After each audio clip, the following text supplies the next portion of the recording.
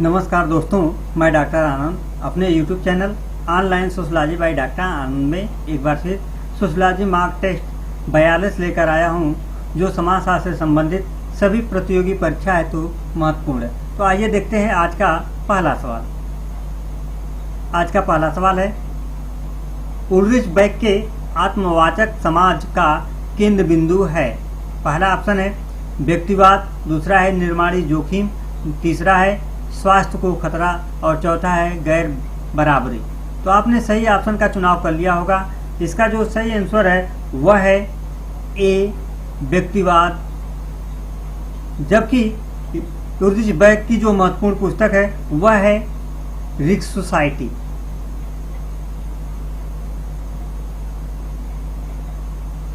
यह जो पुस्तक है 1992 में यह पुस्तक प्रकाशित हुई है, जो कई बार प्रतियोगी परीक्षा में आ चुकी है। आइए देखते हैं अगला सवाल।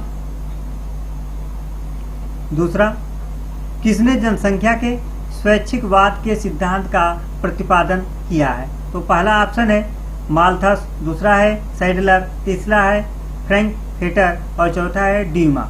तो आपने सही ऑप्शन का चुनाव कर लिया होगा। इसका जो सही आंसर है वह है सी, फ्रैंकफर्टर। फ्रैंकफर्टर ने जनसंख्या का स्वैच्छिकवाद का सिद्धांत प्रतिपादित किया है, जबकि माल्थस को जननांकी विज्ञान का क्या कहा जाता है? पिता कहा जाता है।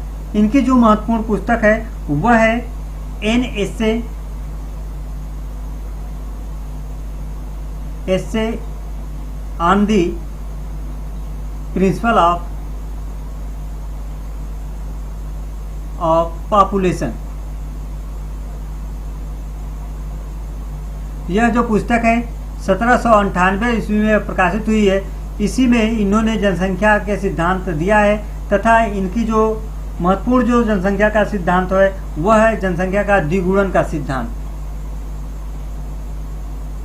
द्विगुणन का सिद्धांत किसने दिया है? कई बार प्रतियोगी परीक्षा में पूछा जा चुका है, तो यह माल्थस ने दिया है। जबकि सैडलर ने जनसंख्या का जो सिद्धांत दिया है वह जनसंख्या घनत्व एवं संतानोत्पादक सिद्धांत इन्होंने दिया है। संतानोत्पादक सिद्धांत किसने दिया है? तो यह सैडलर ने दिया है। जबकि ड्यूमा ने जनसंख्या के संबंध में भी अपना सिद्धांत दिया है, तो यह है जनसंख्या वृद्धि का केशाकर्षण सिद्धांत। तो यह प्रतियोगी परीक्षा की दृष्टि से बहुत ही महत्वपूर्ण है। तो आइए देखते हैं आज का अगला सवाल।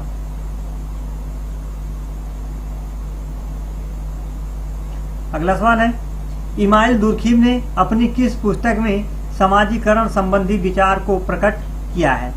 तो पहला ऑप्शन है the division of labour in society, दूसरा है the rules of sociological method, तीसरा है the elementary form of religious life और चौथा है सोशोलॉजी एंड फिलॉसफी।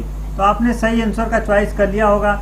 इसका जो सही आंसर है वह है डी, सोशोलॉजी एंड फिलॉसफी। इसी में इन्होंने समाजीकरण संबंधी सिद्धांत का प्रतिपादन किया है। जबकि the division of labour in society जो दुर्खीम की है यह 1893 में प्रकाशित हुई है, जबकि the rules of sociological method जो 1895 में प्रकाशित हुई है। The elementary form of the religious life जो 1912 में यह पुस्तक प्रकाशित हुई है। जबकि इनकी एक और महत्वपूर्ण पुस्तक है वह है दी सुसाइड। यह पुस्तक 1897 में यह पुस्तक प्रकाशित हुई है। इसी में आत्महत्या के 4 प्रकारों का इन्होंने उल्लेख किया है।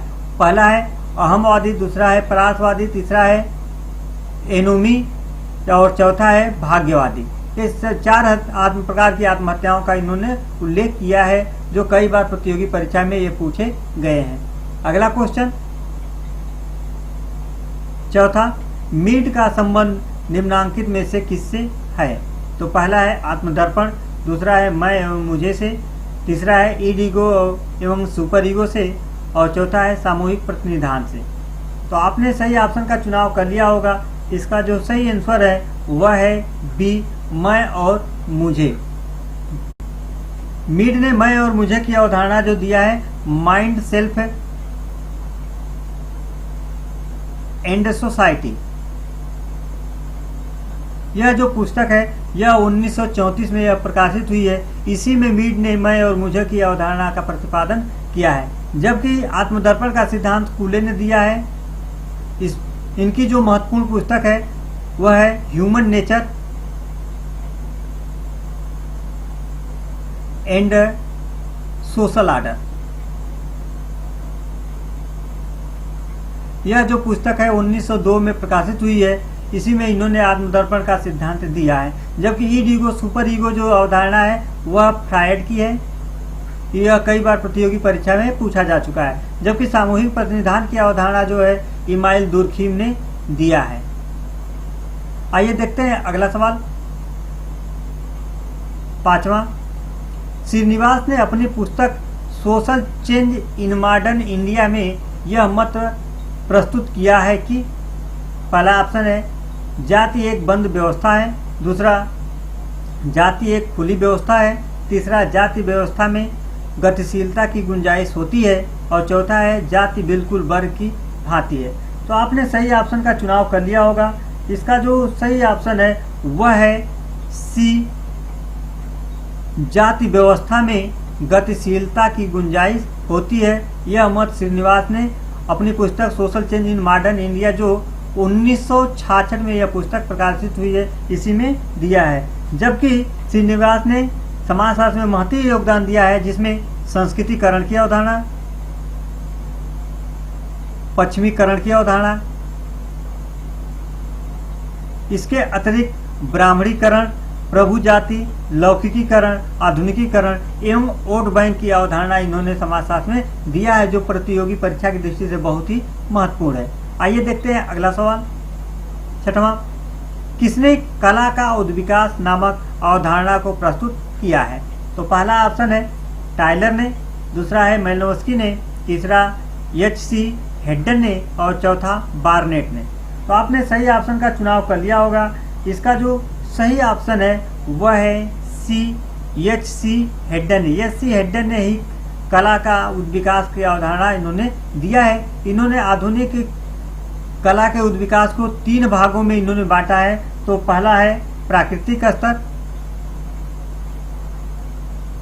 दूसरा है प्रतीकात्मक स्तर और तीसरा है ज्यामितिक स्तर। इन 3 स्तरों का उल्लेख जो है कि हेडन ने किया है। तो आइए देखते हैं अगला क्वेश्चन। 7वां, किस समाजशास्त्री ने समाजशास्त्र की तुलना रेखा गणित से किया है? तो पहला है जॉर्ज सिमेल, दूसरा है रेमंड फर्ग, तीसरा है इमाइल दुर्खीम और चौथा है किंग्सले डेविस। तो आपने सही आंसर का चॉइस कर लिया होगा। इसका जो सही आंसर है वह है ए, जॉर्ज सिमेल। जॉर्ज सिमेल ने समाजशास्त्र की तुलना रेखा गणित से किया है, जबकि जॉर्ज सिमेल को स्वरूपात्मक संप्रदाय का क्या माना जाता है? प्रवर्तक माना जाता है। जबकि इसका हमने स्वरूपात्मक संप्रदाय का एक हमने कोडिंग किया था, वह है शिव विवाटा बोरापास। यह सभी स्वरूपात्मक संप्रदाय के मानने वालों का है। तो सी से जॉर्ज सिमेल, व से मैक्स वेबर, वी से वीरकांत, वा से वानबीज, टा से टानिक, बो से बोगल, रा से रास, पा से पार्सन्स और स से इस्माल। ये सभी विद्वान जो हैं स्वरूपात्मक संप्रदाय के समर्थक हैं। जबकि इमाइल दुर्खीम के बारे में आप ऊपर पढ़ चुके हैं। जबकि किंग्सले डेविस ने समाजशास्त्र में महत्वपूर्ण योगदान दिया है। इसमें इनकी महत्वपूर्ण पुस्तक है सम प्रिंसिपल ऑफ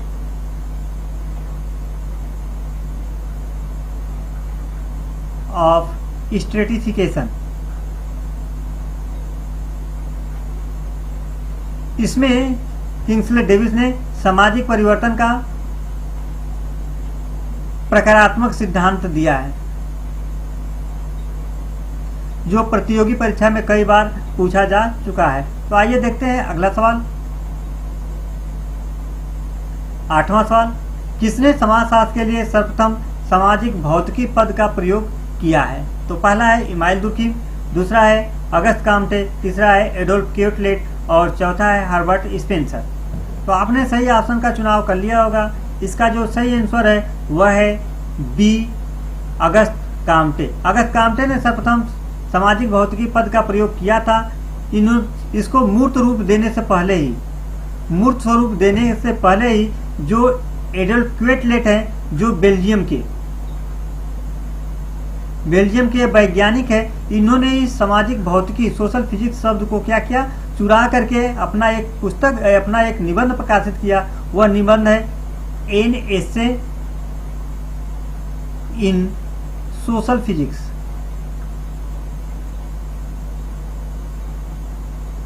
यह निबंध प्रकाशित कराया और प्रकाशित कराने के बाद में क्वेटलेट ने क्या किया, इसे पेटेंट करा लिया। और पेटेंट करा लिया तो अगस्त काम्टे जो है कि लाचार हो गए, और लाचार हो गए सोशल फिजिक्स के स्थान पर उन्होंने 1838 में सोशियोलॉजी रखा। इस कारण से अगस्त काम्टे को समाजशास्त्र का क्या कहा जाता है, पिता कहा जाता है। जबकि समाजशास्त्र में ग्रैंड फादर ऑफ सोशियोलॉजी किसे कहा जाता है, तो इमाइल दुर्खीम को कहा जाता है। जबकि हर्बर्ट स्पेंसर का समाजशास्त्र में महत्वपूर्ण योगदान है। इनकी जो महत्वपूर्ण पुस्तक है वह है प्रिंसिपल ऑफ सोशियोलॉजी। यह जो पुस्तक है 1875 में यह पुस्तक प्रकाशित हुई है।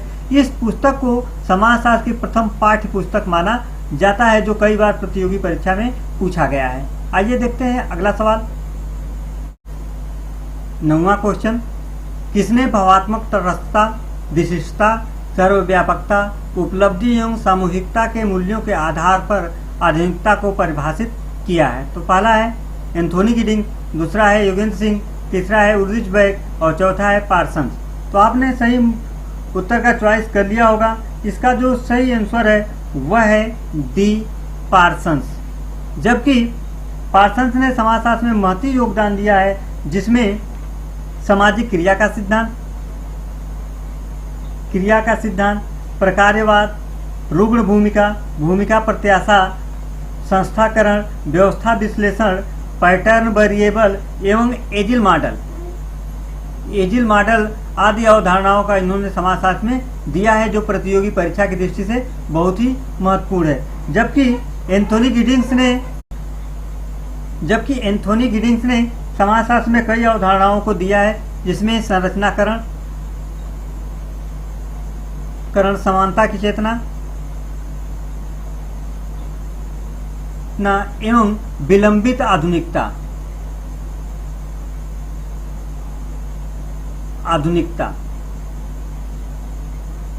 आदि अवधारणाओं को इन्होंने दिया है। जबकि योगेंद्र सिंह की जो महत्वपूर्ण पुस्तक है वह है मॉडर्नाइजेशन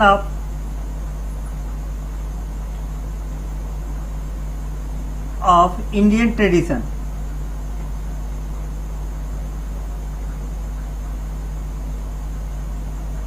यह बहुत ही महत्वपूर्ण पुस्तक है योगेंद्र सिंह की। जबकि उल्रिच बेक की जो महत्वपूर्ण पुस्तक है वह है रिक्स सोसाइटी, जो 1992 में यह पुस्तक प्रकाशित हुई है। तो यह सभी पुस्तकें प्रतियोगी परीक्षा की दृष्टि से महत्वपूर्ण है। तो आइए देखते हैं अगला सवाल। 10वां, कुलीनीकरण की अवधारणा किसने दिया है? तो पहला ऑप्शन है एस.सी. दुबे, दूसरा है नर्मदेश्वर प्रसाद, तीसरा है जी.एस. घुरिये और चौथा है श्रीनिवास। तो आपने सही आंसर का चॉइस कर लिया होगा। इसका जो सही आंसर है वह है बी, नर्मदेश्वर प्रसाद। जबकि एस.सी. दुबे ने समाजशास्त्र में महत्वपूर्ण योगदान दिया है, जिनकी प्रमुख पुस्तकें हैं द कमार, यह जो 1954 में यह पुस्तक प्रकाशित हुई है। जबकि इनकी दूसरी पुस्तक है इंडियन विलेज,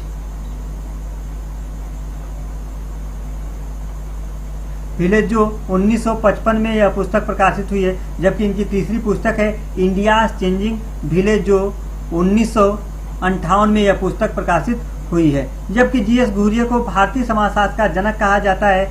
इन्होंने जाति उत्पत्ति का प्रजातीय सिद्धांत दिया है, प्रजातीय सिद्धांत का प्रतिपादन इन्होंने किया है। प्रजातीय सिद्धांत में रिजले, घुरिये और मजुमदार 3 लोगों ने दिया है। जबकि श्रीनिवास ने समाजशास्त्र में महत्वपूर्ण योगदान दिया है, जिसमें संस्कृतिकरण की अवधारणा,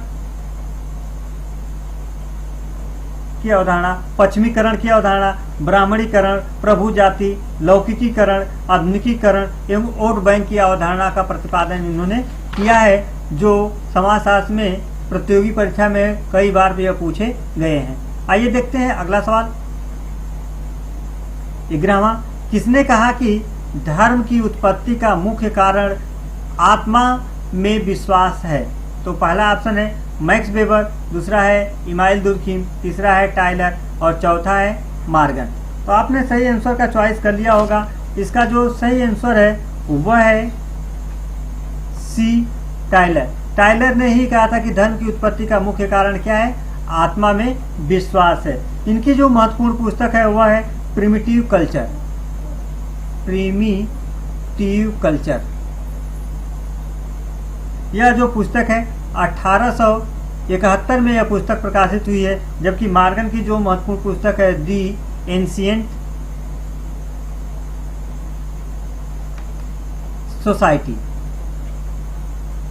जो 1877 में यह पुस्तक प्रकाशित हुई है।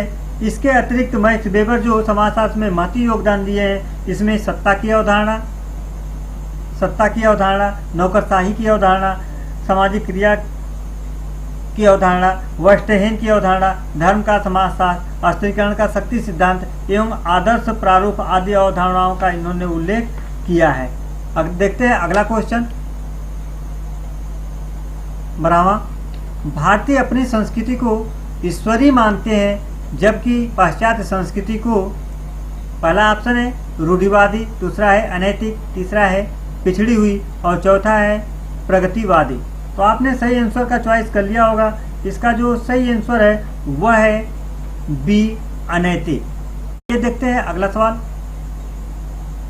13वां, किसने कहा कि सभी संकेत समान नहीं होते, कुछ संकेत भारी होते हैं और कुछ हल्के? यह पहला ऑप्शन है उल्रिच बेक, दूसरा है जेमेसन, तीसरा है बोमैन और चौथा है बोडिलार्ड। तो आपने सही ऑप्शन का चुनाव कर लिया होगा। इसका जो सही ऑप्शन है वह है डी, बोडिलार्ड। बोडिलार्ड की जो महत्वपूर्ण पुस्तकें हैं वह है द सिस्टम ऑफ ऑब्जेक्ट।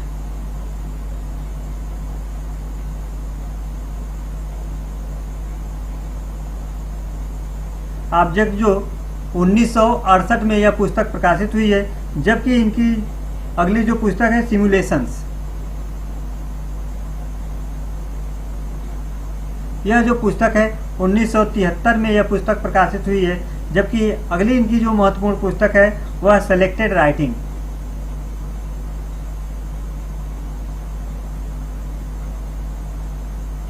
यह जो पुस्तक है 1988 में यह पुस्तक प्रकाशित हुई है, जबकि इनकी जो चौथी और सबसे महत्वपूर्ण पुस्तक है वह है द मिरर ऑफ प्रोडक्शन।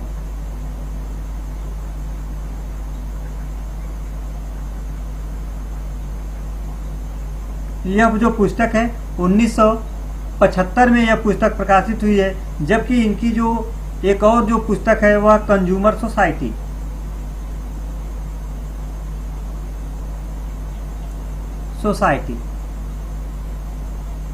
यह पुस्तक कई बार प्रतियोगी परीक्षा में पूछी जा चुकी है। आइए देखते हैं अगला सवाल। 14वां, चार्ल्स कूले के अनुसार प्राथमिक समूह का उदाहरण है। इसमें पहला है परिवार, दूसरा पड़ोस, तीसरा विद्यालय और चौथा मित्र मंडली। तो इसे ऑप्शन में देखना है। पहला ऑप्शन है 1 2 3, दूसरा ऑप्शन है 1 3 4 और तीसरा है 1 2 4 और चौथा है 2 3 4। तो आपने सही आंसर का चॉइस कर लिया होगा। इसका जो सही आंसर है वह है सी, 1 2 4, यानी परिवार, पड़ोस एवं मित्र मंडली। कूले की जो महत्वपूर्ण पुस्तक है वह है human nature and social order. यह जो पुस्तक है 1902 में यह पुस्तक क्या हुई है, प्रकाशित हुई है, जो कई बार प्रतियोगी परीक्षा में पूछा जा चुका है। आइए देखते हैं अगला सवाल। 15वां क्वेश्चन, किसने कहा कि सामाजिक संरचना एक गतिशील निरंतरता है? तो पहला ऑप्शन है हर्बर्ट स्पेंसर, दूसरा है इमाइल दुर्खीम, तीसरा रेडक्लिफ ब्राउन और चौथा पार्सन्स। तो आपने सही आंसर का चॉइस कर लिया होगा। इसका जो सही आंसर है वह है सी, रेडक्लिफ ब्राउन। रेडक्लिफ ब्राउन की जो महत्वपूर्ण पुस्तक है वह है structure and function in primitive society.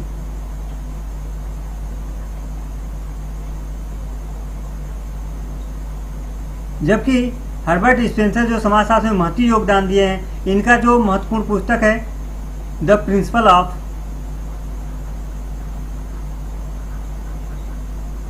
Sociology. यह पुस्तक जो है 1875 ईस्वी में प्रकाशित हुई। इस पुस्तक को द प्रिंसिपल ऑफ सोशियोलॉजी को समाजशास्त्र की प्रथम पाठ्य पुस्तक माना जाता है। जबकि इमानुएल दुर्खिम को ग्रैंडफादर ऑफ सोशियोलॉजी कहा जाता है। इनकी जो महत्वपूर्ण रचनाएं हैं the division of labour in society, दूसरा है the rules of sociological method, तीसरा है द सुसाइड और चौथी पुस्तक है the elementary form of the religious life. जबकि इनकी पांचवी पुस्तक है सोशियोलॉजी एंड फिलॉसफी। आइए देखते हैं अगला सवाल। 16वां क्वेश्चन, किसने कहा कि समिति एक समुदाय नहीं बल्कि समुदाय के अंतर्गत ही एक संगठन है? तो यह पहला ऑप्शन है मैकाइबर, दूसरा है किंग्सले डेविस, तीसरा है ऑकबर्न और चौथा है कूले। तो आपने सही आंसर का चॉइस कर लिया होगा। इसका जो सही आंसर है वह है ए, मैकाइबर। यह बहुत ही महत्वपूर्ण कथन है, कई बार प्रतियोगी परीक्षा में आ चुका है कि समिति एक समुदाय नहीं बल्कि क्या है, समुदाय के अंतर्गत एक संगठन है। जहां पर बल्कि आ जाए वहां पर मैकाइबर हो जाए, और जबकि इसी कथन में जहां पर अपितु आ जाए वहीं पर यह डेविस हो जाते हैं। तो यह बहुत ही बारीक अंतर है। तो इसको आप लोग यहाँ से ध्यान से देख लीजिए कि जहाँ पर समुदाय इसमें कथन में बल्कि शब्द जुड़ जाए वहाँ पर मैकाइबर आएंगे, जबकि जहाँ अपितु बल्कि की जगह अपितु आ जाए वहाँ डेविस हो जाते हैं। आइए देखते हैं अगला सवाल। 17वां, वेस्टहेन एक संप्रत्यय है जिसे निम्न में से लिया गया है जिसका अर्थ है समझना, अंतर्दृष्टि अथवा बोध। तो पहला ऑप्शन है स्पेनिश, दूसरा है डच, तीसरा है स्वीडिश और चौथा है जर्मन। तो आपने सही ऑप्शन का चुनाव कर लिया होगा। इसका जो सही ऑप्शन है वह है बी, जर्मन। यह कई बार प्रतियोगी परीक्षा में आ चुका है। तो यह वेस्टहेन है। वेस्टहेन की अवधारणा किसने दिया है? तो मैक्स वेबर ने दिया है। यह बहुत ही महत्वपूर्ण है जो कई बार प्रतियोगी परीक्षा में आ चुका है। आइए देख लें अगला सवाल। 18वां, समाज स्वयं एक संघ है, संगठन है, औपचारिक संबंधों का योग है जिसमें सहयोग देने वाले व्यक्ति एक दूसरे के साथ जुड़े या संबद्ध हैं। इस रूप में किस समाजशास्त्री ने समाज को परिभाषित किया है? तो पहला ऑप्शन है ग्रीन, दूसरा है गिडिंग्स, तीसरा है कूले और चौथा है मैकाइबर पेज। तो आपने सही आंसर का चॉइस कर लिया होगा। इसका जो सही आंसर है वह है बी, गिडिंग्स। गिडिंग्स की ही यह पुस्तक है जहां पर समाज स्वयं है, स्वयं एक संघ है। यह अगर आ जाए इसे आप कोडिंग कर लीजिए और गिडिंग्स को आप लगा दीजिए। जबकि गिडिंग्स ने समाजशास्त्र में महत्वपूर्ण योगदान दिया है। इसमें संरचनाकरण, समानता की चेतना एवं विलंबित आधुनिकता इनकी महत्वपूर्ण अवधारणाएं हैं। जबकि कूले ने आत्मदर्पण का सिद्धांत दिया है। जबकि मैकाइबर एवं पेज की जो महत्वपूर्ण पुस्तक है वह है कम्युनिटी, जो 1928 में यह पुस्तक प्रकाशित हुई है। जबकि इनकी दूसरी जो पुस्तक है वह है सोसाइटी, जो 1931 में यह पुस्तक क्या है, प्रकाशित हुई है। आइए देखते हैं अगला सवाल। 19वां, समाजीकरण वह प्रक्रिया है जिसके द्वारा बच्चा सांस्कृतिक विशेषताओं, आत्मपन और व्यक्तित्व को प्राप्त करता है। समाजीकरण की यह परिभाषा किसने दिया है? तो इसका जो पहला ऑप्शन है बोटोमोर, दूसरा है कूले, तीसरा है ग्रीन और चौथा है मीड। तो आपने सही ऑप्शन का चुनाव कर लिया होगा। इसका जो सही आंसर है वह है सी ग्रीन। इस परिभाषा में कहीं भी आप कोडिंग कर सकते हैं। तो मैंने जो कोडिंग किया था वह था आत्मपन। जहाँ भी परिभाषा में आत्मपन आ जाए वहाँ ग्रीन को आप लगा लेंगे। जबकि बोटोमोर की जो महत्वपूर्ण पुस्तक है वह है एलिट्स एंड सोसाइटी, जो कई बार प्रतियोगी परीक्षा में पूछा जा चुका है। यह 1995 में यह पुस्तक क्या हुई है, प्रकाशित हुई है। जबकि कूले की जो महत्वपूर्ण पुस्तक है वह है human nature and social order, जो 1902 में यह पुस्तक प्रकाशित हुई है। इसी में कूले ने आत्मदर्पण का सिद्धांत दिया है। जबकि मीड ने जो आई मी की अवधारणा जो दिया है वह इनकी जो पुस्तक है वह माइंड सेल्फ एंड सोसाइटी, यह इनकी बहुत ही महत्वपूर्ण पुस्तक है जो 1934 में यह पुस्तक प्रकाशित हुई है। इसी में इन्होंने आई और मी की अवधारणा इन्होंने दिया है, मैं और मुझे की अवधारणा दिया है, जो कई बार प्रतियोगी परीक्षा में आ चुका है, बहुत ही इम्पॉर्टेंट है। आइए देखते हैं अगला सवाल। 20वां, निम्न में से किसने उत्तर आधुनिक समाज को पागलपन का समाज कहा है? तो पहला है माइकल फूको, दूसरा है बॉडीलार्ड, तीसरा है उल्रिच बेक और चौथा है गिडिंग्स। तो आपने सही आंसर का चॉइस कर लिया होगा। इसका जो सही आंसर है वह है ए माइकल फूको।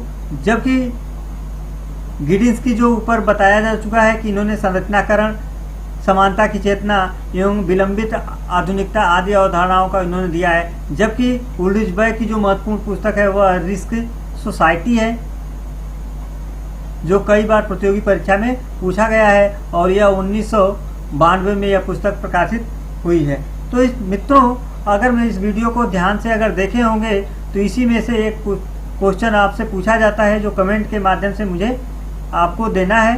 तो आइए देखते हैं वह कौन सा क्वेश्चन है। तो वह प्रश्न है, जनसंख्या वृद्धि के केशाकर्षण सिद्धांत का प्रतिपादन किसने किया है? तो अगर मेरे द्वारा बताई गई चीजें अगर आपको अच्छा लगता हो, प्रभावित करता हो, तो मेरे channel online sociology by doctor Anand को लाइक करें, सब्सक्राइब करें एवं मित्रों के साथ शेयर करें, जिससे कि मैं अच्छा से अच्छा मार्क टेस्ट लेकर आ सकूं। धन्यवाद।